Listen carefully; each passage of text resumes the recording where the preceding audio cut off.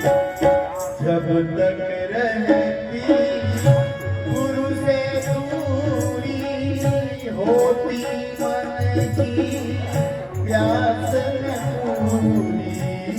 जब तक रहती गुरु से दूरी होती मन की प्यास न पूरी। गुरु मन की पीड़ा हर लेते दिव्य सरस जीवन कर देते। गुरु मन की पीड़ा हर लेते दिव्य सरस जीवन कर देते।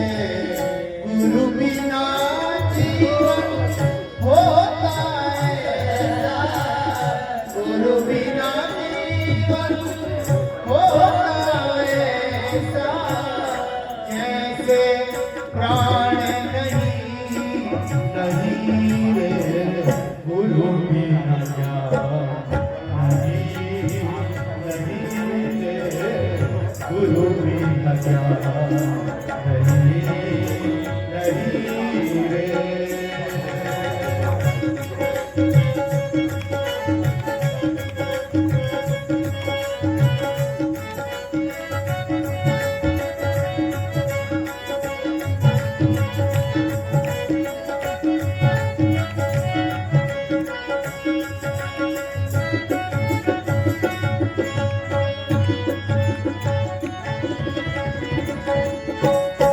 भटकाओं की राहें छोड़े गुरु चरणों से मन को जोड़े।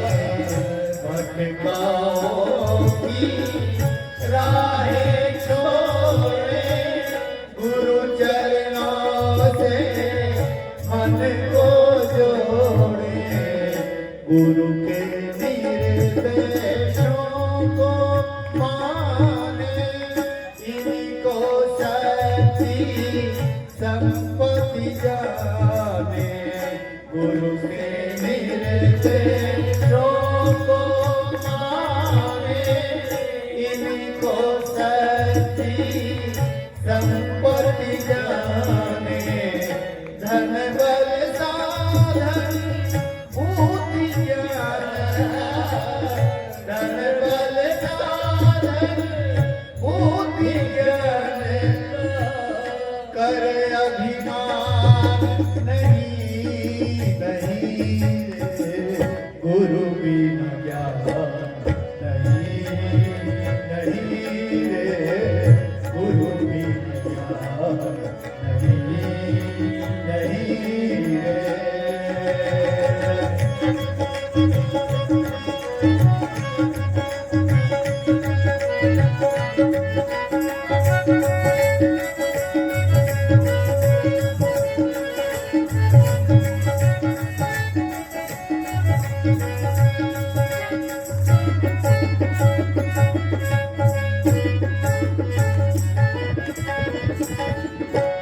गुरु से जब अनुदान मिलेंगे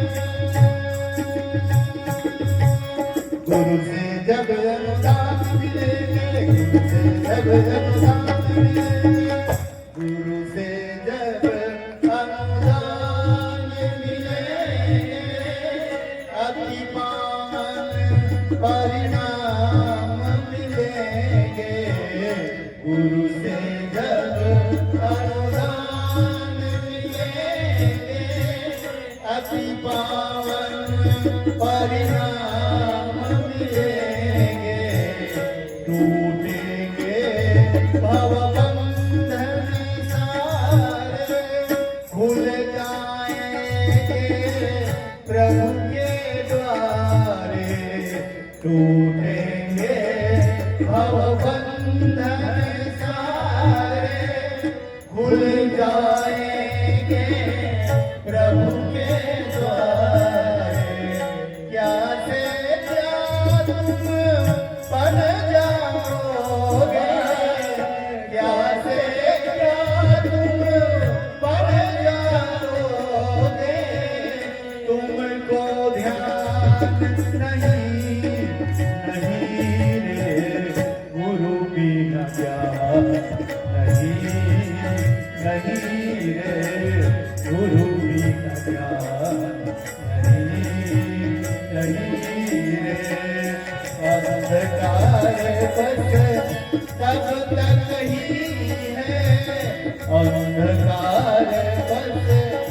जब तक ही है, जब तक है विरमान नहीं रे, गुरु की मजा नहीं, नहीं रे, गुरु की मजा नहीं, नहीं रे, गुरु की मजा नहीं, नहीं रे, गुरु गुरु गुरु की मजा नहीं, नहीं रे। या विधि के पीछे नहीं चलते, कोई व्यक्ति या कोई विधि विशेष के पीछे नहीं चलता, व्यक्ति विशेष के पीछे नहीं चलता, क्योंकि सनातन जो है वो आदर्श और सिद्धांतों का समूह है। किन किन आदर्श और सिद्धांतों का हमको पालन करना चाहिए, जीवन में किन किन बातों का हमको पालन करना चाहिए, किन बातों पर हमको आस्था रखना चाहिए, ये हमारा सनातन धर्म है। इसलिए हम व्यक्तिवादी नहीं हैं, इसलिए हम सेमेटिक नहीं हैं। सेमेटिक अर्थात जो एक व्यक्ति को लेकर चले, एक किताब को लेकर चले, नहीं, हम किसको लेकर चलते हैं? हम आदर्श सिद्धांतों को लेकर चलते हैं, उन सूत्रों को लेकर चलते हैं जिनके आधार पर मनुष्य का जीवन महान बन सकता है, जिनके आधार पर चलकर इस संसार में सुख शांति और प्रगति आ सकती है। इसलिए हम सारे महापुरुषों का नाम हटा दें, फिर भी हमारा धर्म उतनी मजबूती से खड़ा हुआ है। राम को हटा दीजिए, कृष्ण को हटा दीजिए, फिर भी हम उतनी मजबूती से, क्योंकि ये उसके पहले ही था। इसी धर्म की सीख लेकर, इसी धर्म के ज्ञान को प्राप्त करके कोई राम हो गया, कोई कृष्ण हो गया, कोई बुद्ध हो गया, कोई महावीर हो गया, कोई शंकराचार्य हो गया, कोई गुरु गोविंद सिंह हो गया, ऐसे अनेकों नाम आपको मिलेंगे।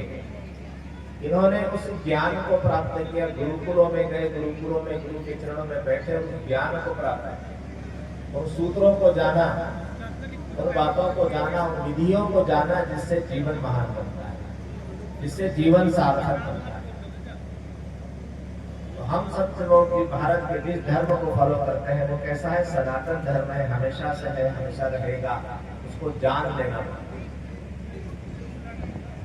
लेकिन जब उस पर से हमारी आस्थाएं हटने लगती है कि व्यक्ति पूजा तो राम की करता है लेकिन सुख सुविधाएं रावण के जैसी चाहता है, पूजा तो हनुमान जी की करता है लेकिन घर में बाल बच्चे चाहता है, घर में चाहता है कि बस मुझे सारी मेरी मनोकामनाएं पूरी हो जाए। पूजा तो त्यागियों तपस्वियों की करता है लेकिन उनसे भोग की कामना करता है। वो परमात्मा जो जीवन में हमको मोक्ष का मार्ग दिखा सकता है, उससे हम लोग मोह वासना कृष्ण की इच्छा करते हैं, उसकी पूर्ति की इच्छा करते हैं। अर्थात हम उस मार्ग पर नहीं चलना चाहते, मार्ग पर तो कोई और चले, कोई और तपस्वी हो जाए, कोई और राम हो जाए, कोई और कृष्ण हो जाए, कोई और बुद्ध महावीर हो जाए, हम उसकी पूजा करें और अपने लोक मोह की पूर्ति में ही सिमटे रहे कि बस आप कुछ भी हो, बहुत अच्छे हो, लेकिन हमारा ये काम आप कर दो, हमारी ये कामनाएं थे। तो हमारा विश्वास उन आदर्श और सिद्धांतों पर नहीं है जो रामचंद्र जी ने हमको दिखाए, जो कृष्ण ने गीता में हमको कहे, या उसके पहले उपनिषद का ऋषि जो कुछ कह रहा है, उस मार्ग पर चलने को हम तैयार हैं। ये धर्म की हानि है। आप कितनी पूजा पाठ करते हैं, कितना नहीं करते हैं, वो आपका व्यक्तिगत विषय है। कौन सा देवी देवता आपने घर में बैठा रखा है, वो आपका व्यक्तिगत रुचि का विषय है, वो महत्वपूर्ण भी नहीं है। महत्वपूर्ण यह है कि हमारा आचरण कैसा है और हम समाज में व्यवहार कैसा करते हैं, हमारी मान्यताएं, हमारी धारणाएं कैसी है, हमारी आस्थाएं किन बातों पर है, ये महत्वपूर्ण है। और यदि ये ठीक दिशा में है, ये महापुरुष तो उन बातों को पुष्ट करने के लिए आते हैं कि देखो हम मर्यादा को जीवन में धारण करके दिखाते हैं, आप सीख लो। हम कर्मयोग को जीवन में धारण करके दिखाते हैं, आप सीख लो, ताकि उन बातों पर हमारी आस्था दृढ़ हो जाए कि हाँ ऐसा जीवन भी जिया जा सकता है, सच्चाई और ईमानदारी का जीवन भी जिया जा सकता है, हमारी उस पर हमारा विश्वास दृढ़ हो जाए, उस मार्ग पर हम चलें। यहाँ पर धर्म की हानि, और जब धर्म की हानि होगी तो समाज संकट में पड़ जाएगा, समाज में समस्याएं खड़ी होगी, और वो समस्याएं बढ़ते बढ़ते क्या हो जाएंगी? संकट बन जाएगी, धरती के अस्तित्व पर संकट आ जाएगा। युग ऋषि परम पूज्य गुरुदेव कहते थे कि आज अनास्था का युग है, आस्था का संकट है। मनुष्य जो मानता है वो जानता नहीं, जो जानता है उसको करता नहीं, तो कहता कुछ और है, बोलता कुछ और है, जयकारा किसी और को लगाता है और अपने जीवन में चाहता कुछ और है। इस कारण डगमग आस्था है, भटका हुआ मनुष्य है, और ये भटका हुआ मनुष्य इस संसार में समस्याएं पैदा करता है, अपने जीवन में दुख पैदा करता है। इसलिए करने की क्या आवश्यकता है? उन आस्थाओं को पुनर्जागृत करना है, पुनर्स्थापित करना है, जो मनुष्य को सम्मान की ओर ले जाता है।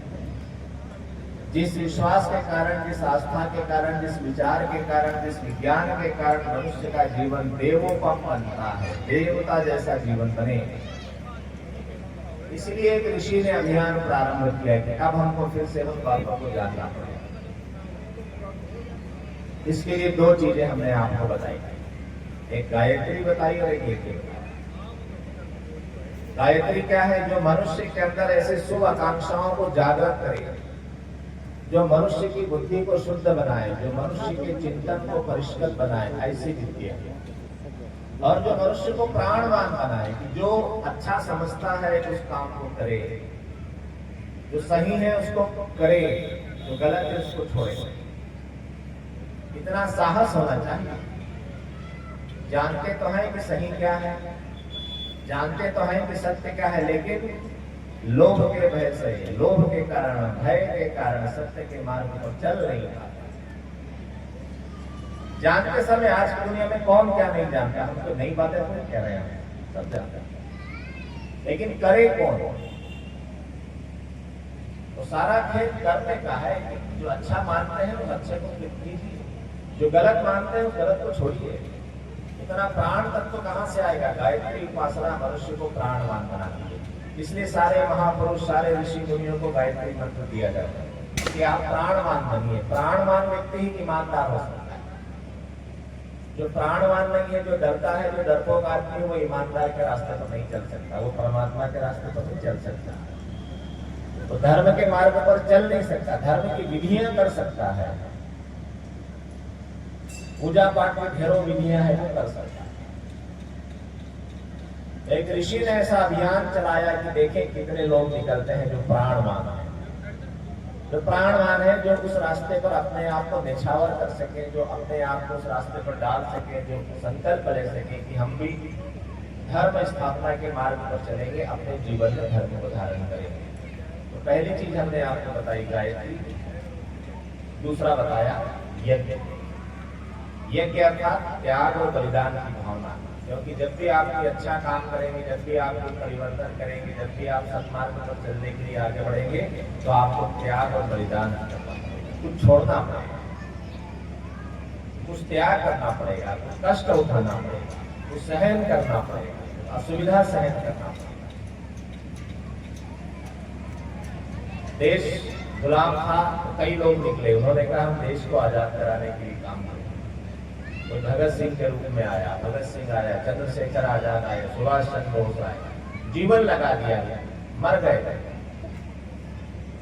इस बात के लिए, एक अच्छे काम के लिए अपने जीवन को लगा। गुरु गोविंद सिंह का इतिहास आप पढ़िए, पूरे परिवार को मुगलों ने खत्म कर दिया, मार डाला, कहा कि वो मुसलमान बन गए।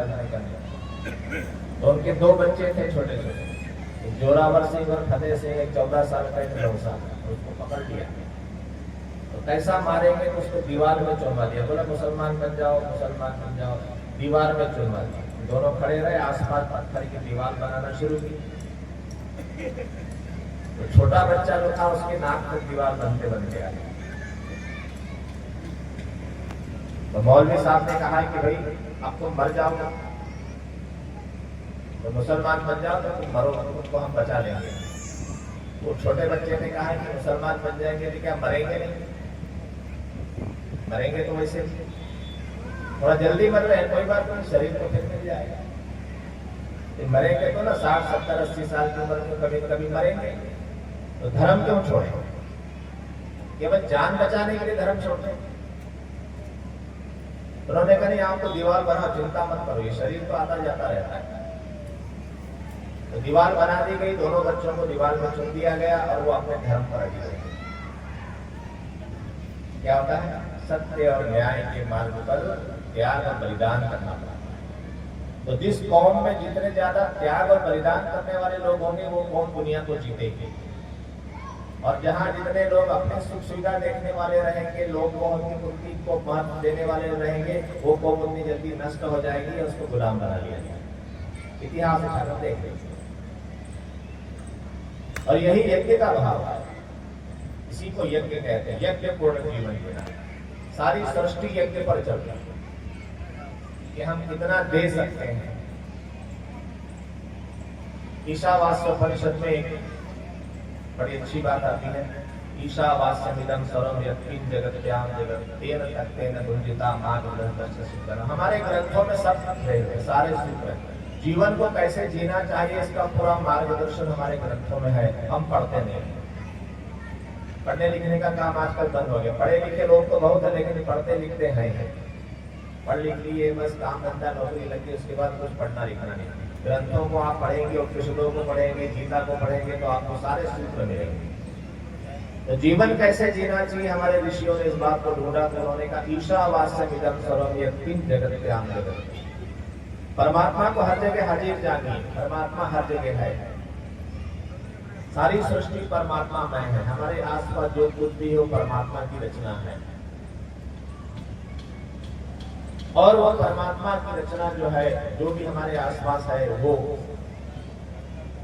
देख रहा है, सुन रहा है, जवाब दे रहा है। जो भी कुछ हम कर रहे हैं, जो भी हमारे विचार है उनको वो ले रहा है और हमको उसका रिटर्न दे रहा है, परिणाम दे रहा है। ये संसार कोई मरा हुआ नहीं है, संसार जीवंत और जागृत। एक एक वस्तु के अंदर स्पंदन है, एक एक वस्तु जीवंत और जागृत है। तो जो हम करेंगे वो हमको मिलेगा। और सीधा सा प्रत्येक क्रिया की प्रतिक्रिया समान किंतु विपरीत दिशा में होगी। इसी आधार पर कर्म फल का सिद्धांत हमारे हजारों साल पहले था। न्यूटन ने अभी अभी गति का सिद्धांत दिया तो उसने कहा कि प्रत्येक क्रिया की प्रतिक्रिया समान किंतु विपरीत दिशा में होती है। लेकिन हमारे यहाँ कर्म फल का सिद्धांत बहुत पहले खोज लिया गया। तो ऐसा जानकर आप जियो कि आपका कोई भी कर्म, कोई भी विचार छिपा हुआ नहीं है। मनुष्यों से आप छिपा लोगे, व्यवस्था से आप छिपा लोगे, लेकिन परमात्मा से छिपा हुआ नहीं। तो कैसा जीवन जिए? तेन तत्तेन बंधिता, त्याग के साथ हो कि कितना लें उतना लीजिए जितनी आवश्यकता है, क्योंकि कुछ लेना पड़ेगा हमको इस संसार से। शरीर है, समाज है, परिवार है, कुछ लेना, लेकिन उससे ज्यादा देने का भाव है। हमको देना अधिक है। ऐसा जीवन जीना है जो संसार के लिए कल्याणकारी हो। संकीर्ण जीवन न जिए, हम इस विचार से जीवन जिए। यदि मैं भोजन भी कर रहा हूं तो क्यों कर रहा हूं? इसलिए भोजन कर रहा हूं कि शरीर को स्वस्थ रखना है, जीवित रखना है। क्यों शरीर को स्वस्थ जीवित रखना है? ये परमात्मा का वरदान है, तो इसको स्वस्थ रखना मेरी जिम्मेदारी है। और इस शरीर से मैं लोक कल्याण, लोक सेवा करूंगा, संसार की, राष्ट्र की, धर्म संस्कृति की सेवा करूंगा। इसलिए शरीर को मुझे बनाए रखना है। तो भोजन भी करें तो इस भाव से, धन भी कमाए तो इस भाव से कि मेरे धन कमाने में कहीं किसी का अनिष्ट तो नहीं हो रहा है। और जो धन मैं कमा रहा हूं वो धन ये परमात्मा की सेवा कर रहे, मौज शौक के लिए नहीं कमा रहा। ऐसा भाव इसको बोलते हैं तेन तत्तेन भुंजिता। ऐसे परमार्थ परायण भाव से जीवन जीना। फिर कहा गया मार्गदर्शनस्य सिद्धः, कि मैं कहीं गिद्ध जैसा न बन जाऊं। गिद्ध आप समझते हैं? गिद्ध आसमान में उड़ता है, देखा ना, बड़ा बड़ा सा पक्षी होता है, ऐसा चक्कर लगाता है। अरे कितना ऊंचा आसमान में उड़ रहा है तो बड़ा मजा ले रहा है। सब दूर दूर के गांव दिखाई पड़ रहे हैं, नदियां, हाईवे, पहाड़ सब दिखाई पड़ रहे हैं। नहीं, उसको कुछ नहीं दिखाई पड़ रहा है। वो इतना ऊपर इसलिए गया है कि कहीं कोई जानवर मरा हो तो मैं जाके उतर जाऊं और खाऊं। मरा हुआ जानवर ढूंढने के लिए इतनी ऊपर गया। तो ऊंचे तो बहुत हो गए, पढ़ाई लिखाई में ऊंचे हो गए, धन संपदा से ऊंचे हो गए, पद में बड़े ऊंचे हो गए, लेकिन क्या देख रहे हैं वहां से? केवल मेरा लाभ, मेरा लाभ, मेरा फायदा, मेरा फायदा। तो लोभ मोह वासना तृष्णा की पूर्ति में ही यदि विचार लग रहा है तो ऋषि कहता है कि हम कहीं ऐसे गिद्ध न बन जाए। और हम कैसे बने? हम वैसे बने जैसा परमात्मा चाहता है। परमात्मा परायण, यज्ञ परायण जीवन, इस भाव को यज्ञ कहते हैं। इस भाव से हम जीवन को जिए, इतनी सूक्ष्म दृष्टि अपने ऊपर रखें। इतिहास उठाइए, हजारों लोग आपको मिल जाएंगे जिन्होंने देश धर्म संस्कृति राष्ट्र की रक्षा के लिए और निर्माण के लिए अपने जीवन को खपाया है। सामान्य लोग उनको कहते हैं, कह रहे क्या मूर्ख लोग हैं साहब, या तो इस काम में लगते हैं। नहीं, राष्ट्र को उसकी आवश्यकता है, वो राष्ट्र की आवश्यकता है। पेट भरना, जीवन चलाना, लोभ मोह की पूर्ति करना, मौज शोक करना सामान्य मनुष्यों के कार्य जो अज्ञान में डूबे हैं। लेकिन जो इस जीवन का अर्थ जानते हैं, जीवन का महत्व जानते हैं, वो इसको यज्ञ में लगाते हैं। लोक कल्याण में, आत्म कल्याण में, राष्ट्र के निर्माण में, उस कार्य में इसको लगाते हैं जो समय की मांग और युग की मांग है। आज के समय युग की मांग है कि हम क्या करें? हम इस भारतीय संस्कृति को, सनातन धर्म के सूत्रों को घर घर पहुंचाएं। जो अज्ञान का अंधकार समाज में छाया है उसको मिटाएं, घर घर तक पहुंचाएं। इस ज्ञान को, इस यज्ञ को पहुंचाएं, उन विधियों को पहुंचाएं जिससे अज्ञान का अंधेरा मिटे, घर घर का क्लेश कलह मिटे, हर मनुष्य को विचारशील बनाएं, हर मनुष्य को प्राणवान बनाएं, हर मनुष्य को शुद्ध बुद्धि वाला बनाएं। ये आज की आवश्यकता है, क्योंकि समस्या यही है। आज रोटी कपड़ा मकान कोई समस्या नहीं है। आज समस्या यह है कि जिनके पास रोटी कपड़ा मकान है उनकी बुद्धि कैसी है, उनका विचार कैसा है, उनका चिंतन कैसा, उनकी जीवन की दिशा किस तरफ है, उसको ठीक करने की आवश्यकता है। इसी बात को लेकर यह अभियान विराट रूप में गायत्री तीर्थ शांति को हरिद्वार से चल रहा है और आज आपके गांव तक पहुंचा है। आप भी इस अभियान के साथ जुड़कर अपना जीवन तो आप बनाइए शानदार, लेकिन अपने गांव समाज, अपनी आने वाली पीढ़ी का भविष्य भी उज्जवल बनाने में योगदान करिए। आइए प्रारंभ करते हैं आज के आयोजन। इसी कारण नमो वै ब्रह्मनिधये वासिष्ठाय नमो नमः। नमोस्तुते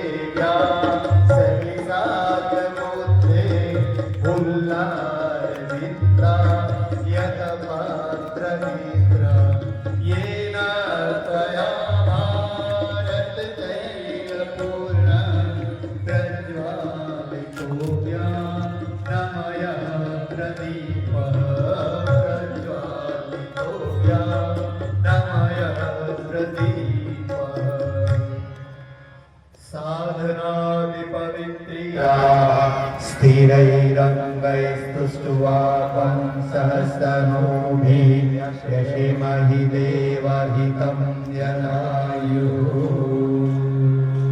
पवित्रीकरणम्।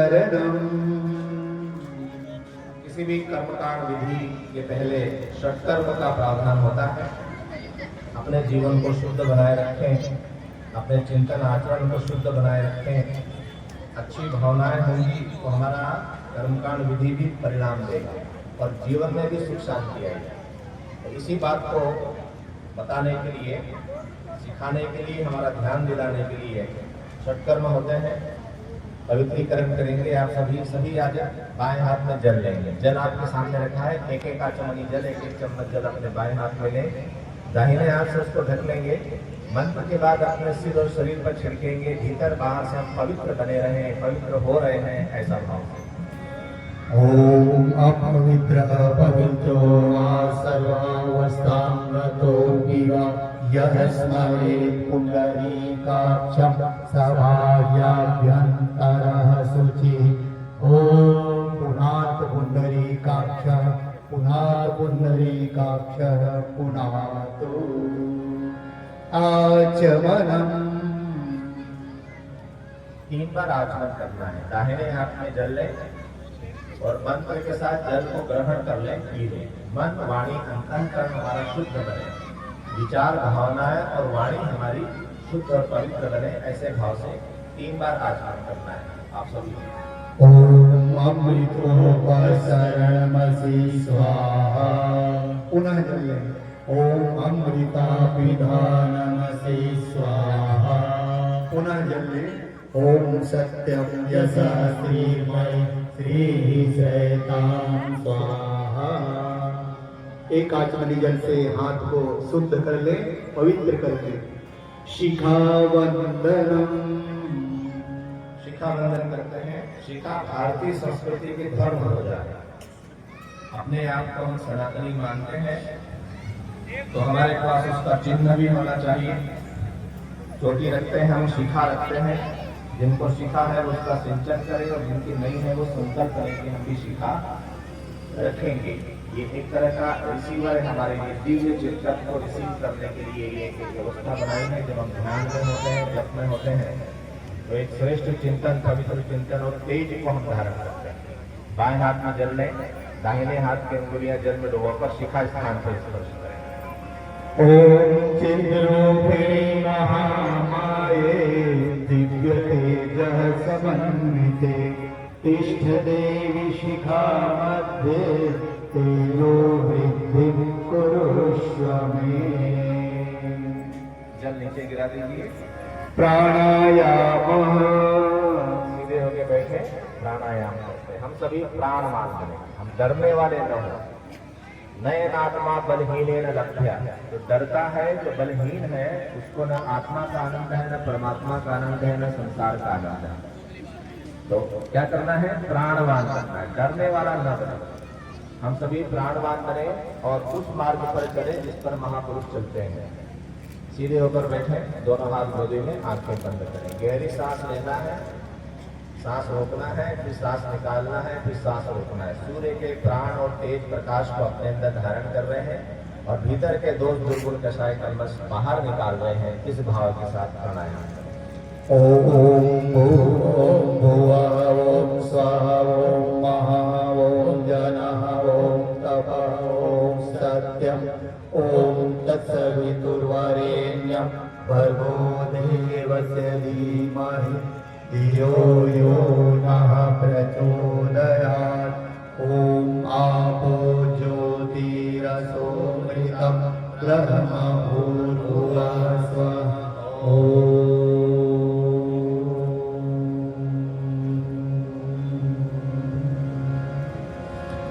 न्यासः। न्यास का क्रम है लेकिन यदि हम दुनिया की बुराइयां देखने लग जाएंगे तो हमारा जीवन नरक हो जाएगा। कहाँ कहाँ हम परेशान हैं। इसलिए अच्छी बातें देखिए, सबका सम्मान कीजिए और सबके साथ रहने का, सह अस्तित्व का अभ्यास करिए। एक दूसरे को तिलक लगाएं, भाइयों को अंगूठे से लंबा तिलक लगाइए, ऊपर चावल अक्षत लगाएं और बहनों को अनामिका अंगुली से बिंदी लगाइए, ऊपर से अक्षत लगाइए। ओम चंदनस्य महापुण्यं पवित्रं पापनाशनम् आपदां हरते नित्यं लक्ष्मी तिष्ठति सर्वदा। रक्षा सूत्रम। सूत्र कल जिन्होंने नहीं बांधा, कल आज जो नए व्यक्ति आए हैं वो सूत्र बांधा। कल जिन्होंने बांध दिया उनको आवश्यकता नहीं है। सूत्र है ये लाल धागा के अलावा। विवाहित बहनों को बाएं हाथ में बांधिए, शेष सभी दाहिने हाथ में एक दूसरे को बांध के चले सहयोग के भाव से। संकल्प का सूत्र है ये, आचार्य की ओर से रक्षा सूत्र होता है और हम उसको संकल्प के सूत्र के रूप में भी धारण करते हैं कि जीवन में कोई अच्छा सा संकल्प है, किसी अच्छे काम में अपने जीवन को लगाएं। ओम व्रतेन दीक्षाप्नोति दीक्षयाप्नोति दक्षिणा दक्षिणा श्रद्धामाप्नोति श्रद्धया सत्यमाप्यते। ओम येन बद्धो बले राजा दानवेन्द्रो महाबलः तेन त्वां प्रतिबध्नामि रक्षे माचलमाचल।